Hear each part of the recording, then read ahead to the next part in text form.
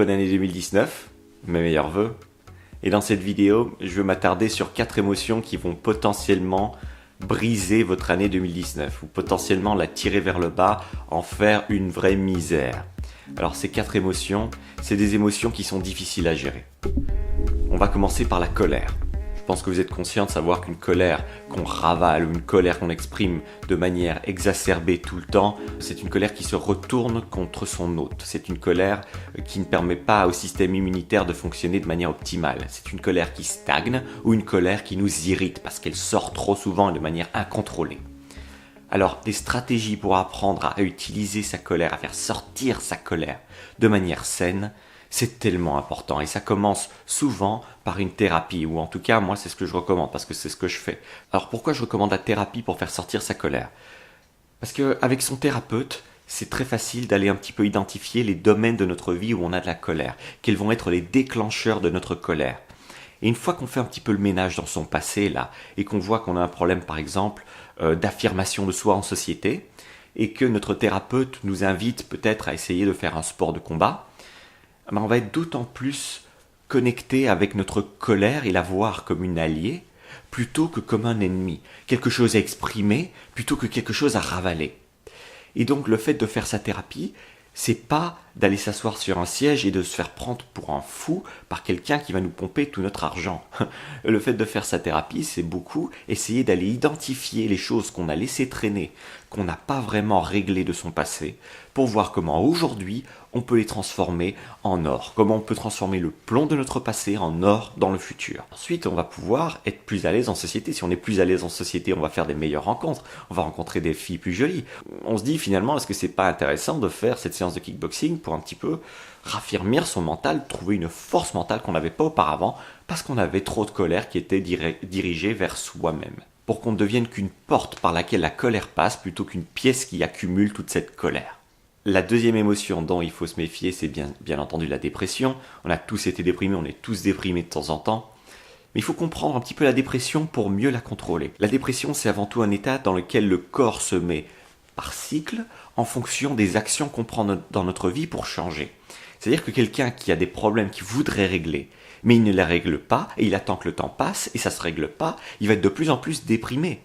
Parce que la dépression, ce n'est qu'un état qui nous renvoie au fait qu'on ne prend pas les actions nécessaires pour changer. Si on a assez d'argent, si on a une partenaire avec qui on est heureux, ou un partenaire avec qui on est heureux dans la vie comme au lit, si on voyage régulièrement, ou alors qu'on a des hobbies qui vraiment nous passionnent, si on a plein d'amis, ou alors suffisamment d'amis que pour ne pas avoir à se sentir exclu, bon, ça va être difficile d'être malheureux quand on a toutes ces conditions-là. Alors la dépression, elle vient souvent d'un problème de manque d'action dans un ou plusieurs de ces domaines. Et plus on se sent en décalage par rapport à ce qu'on veut, et plus on va être déprimé régulièrement. Donc c'est un cercle vicieux, et oui, la vie c'est quand même bizarre.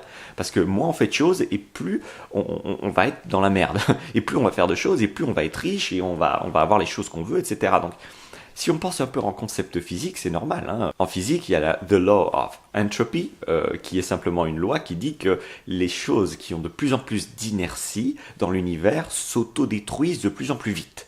Alors que les choses qui sont de plus en plus en mouvement vont s'étendre et acquérir de la vitesse et de l'ampleur. Alors moi, ça me fait penser simplement au fait que quand on est dans un état déprimé, la loi de l'entropie, de law of entropy, est en train de jouer contre nous, est en train de nous faire nous auto-détruire. Alors il faut sortir de cette inertie le plus vite possible pour s'opposer à cette loi et commencer à gagner de l'élan, commencer à gagner du momentum et changer les choses.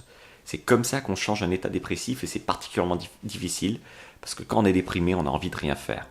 Mais dans les paradoxes, il y a toujours une solution quelque part, toujours quelque chose d'intéressant à observer qui parfois nous fait prendre conscience que faire l'inverse de ce qu'on pense ou de ce qu'on ressent être la chose à faire, c'est exactement ce qu'il faut faire. Alors dans le cas de la dépression, le fait de prendre action, c'est ça qui va la guérir.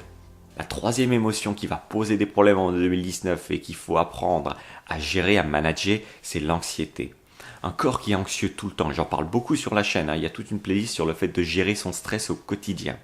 L'anxiété, quand on est tout le temps en train de limiter les fonctions parasympathiques du corps, parce qu'on est stressé, parce qu'on a une présentation à faire le lendemain, parce qu'on a des collègues qui nous ennuient au travail, bon, tout ce stress par rapport à un danger qui n'est pas immédiat, c'est-à-dire par rapport au fait qu'il n'y a pas un lion juste en face de nous qui est prêt à nous bouffer la tête, ce stress, il pourrit le fonctionnement du corps. Et plus le corps va être stressé, moins le corps va pouvoir trouver des solutions aux problèmes qu'on a déjà. Donc encore une fois, il y a un aspect de cercle vicieux dans le fait que si on n'arrête pas de sécréter toutes ces hormones du stress en s'asseyant 5 minutes par jour pour se concentrer sur sa respiration, par exemple, ça permet au corps de se recentrer sur soi.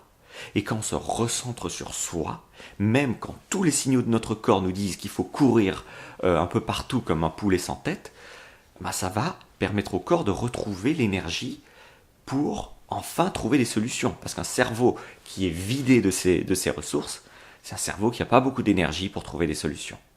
Donc encore une fois, ça peut paraître paradoxal, mais quand vous êtes anxieux, que vous vous sentez complètement débordé, peut-être que la meilleure idée, c'est pas de tout résoudre en un jour, c'est de vous asseoir et de méditer pendant 10 minutes, ou 20 minutes, ou 30 minutes, et de faire un petit peu de yoga, et de faire quelques étirements, d'aller voir sur YouTube comment on fait pour se détendre quand le corps est tout tendu, comment on fait pour récupérer de la fonction cérébrale quand toute l'énergie est ailleurs dans le corps, parce que le corps est tout crispé, par exemple. Et finalement, la quatrième émotion dont je pense qu'il faut vraiment se méfier, moi je dois m'en méfier beaucoup, c'est la sensation de ne pas mériter le meilleur, de ne pas mériter les bonnes choses dans la vie, de ne pas mériter le fait d'avoir une partenaire dont on est dingue, le fait de ne pas mériter d'avoir beaucoup d'argent, le fait de ne pas mériter de vivre dans un endroit inspirant ou d'avoir des amis de haute valeur. Plus on s'aime, plus on prend les actions qui vont nous permettre de s'honorer soi-même, d'être fier de soi-même. Alors, est-ce que quelqu'un qui ne prend pas soin de lui-même, qui ne gagne pas suffisamment d'argent que pour pouvoir en donner, ou du fait de ne pas être heureux en amour, et quand on n'est pas heureux en amour, on devient un petit peu assoiffé de l'amour des autres, que ce qu'il soit physique ou émotionnel, et on devient un petit peu bizarre. Vous savez, moi j'ai eu une phase où j'étais un peu bizarre parce que j'étais pas heureux en amour, et donc du coup, quand on n'est pas heureux en amour et qu'on est déconnecté socialement, c'est facile pour le cerveau d'avoir des pensées de plus en plus perverses. Et ça fait peur parce qu'on se dit, mais il y a des trucs de plus en plus pervers qui sont en train d'arriver dans ma tête et j'ai pas l'impression d'avoir beaucoup de contrôle là-dessus. Et tout ça, ça vient d'un manque de confiance en soi. Le fait de ne pas avoir la partenaire ou le partenaire qui nous inspire, qui nous rend heureux, dont on est fier, avec lequel on est vraiment en connexion physique et mentale, ça vient souvent d'un problème du fait qu'on ne pense pas qu'on mérite cette personne-là. Ou si on gagne un petit salaire et qu'on voudrait en gagner plus mais qu'on ne fait rien pour changer, peut-être qu'il y a une voix en nous qui nous dit « Peut-être que tu ne mérites pas plus d'argent, peut-être que tu es trop bête, peut-être que tu n'y arriveras jamais. » Méfiez-vous de ces voix-là. C'est des voix qui me hantent. Et j'essaye au quotidien de vraiment mettre une baffe à ces voix-là parce qu'elles ne m'avancent à rien. Ils ne font qu'accélérer ma dépression, ils ne font qu'accélérer mon anxiété, qu'augmenter ma colère. Donc oui, vous méritez le meilleur. Oui, vous méritez beaucoup d'argent. Et je dis pas ça pour me faire avoir des pouces vers le haut parce que vous savez, sur la chaîne, j'en ai pas des masses et on n'est pas nombreux. On est quelques-uns sur la chaîne. Je dis ça parce que c'est une émotion qui, si vous la sécrétez dans votre corps, cette émotion d'estime de soi, il y a une partie de votre cerveau qui va mieux fonctionner simplement. Et le fait que cette partie fonctionne mieux et se développe, vous allez aller mieux. Donc quand je vous dis oui, vous méritez le meilleur, je ne suis pas en train de vous lancer des fleurs, autant que vous rappelez que vous avez une partie dans votre cerveau qui fonctionne mieux si vous vous aimez. Alors aimez-vous. En tout cas, vous pouvez vous autoriser à le faire pour voir ce qui se passe. C'est tout pour cette vidéo. On se voit demain pour un autre contenu. Prenez soin de votre cerveau. C'était Thierry Markovitch.